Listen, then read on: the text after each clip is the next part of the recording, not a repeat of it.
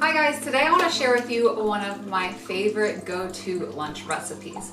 It's super simple to make, it's great for meal prep, and it's also super tasty and healthy.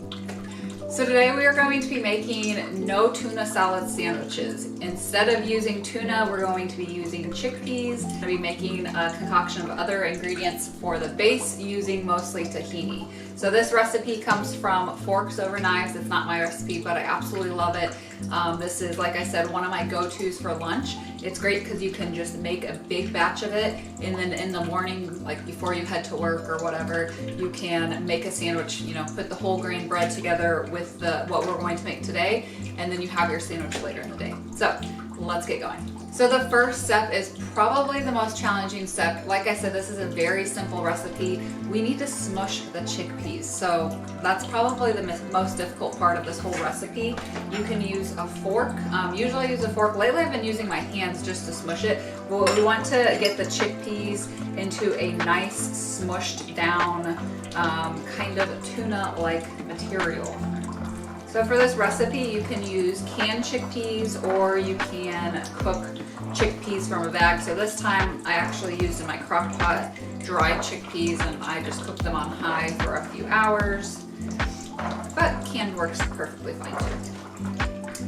I always double this recipe because, like I said, it's a great meal prep recipe. So I make sure to double it so I can make a ton of sandwiches for the week. Okay, once you have your chickpeas smushed, and the more smushed the better, but if not every chickpea is smushed, it's not a big deal. The sandwich might fall apart a little bit. We're gonna add the next ingredient, which is tahini. So this is in replacement of the mayo, so it's going to add like a creaminess to the tuna salad without all the added oil and egg yolks like mayo has.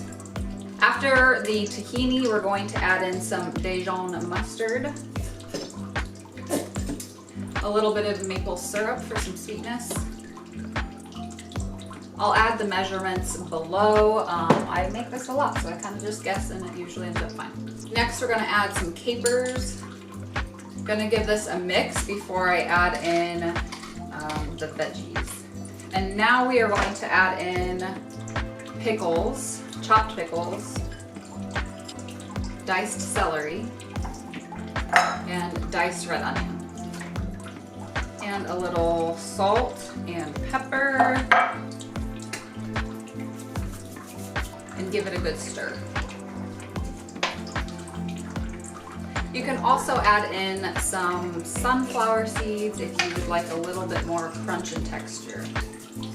All right, once you have everything mixed together, you can compile sandwiches. I like to use whole grain bread, add toppings such as lettuce, tomato, red onion, really whatever you like. Add as a topping, you can add extra Dijon mustard, pile that into a sandwich, and your tummy will be very happy for lunch.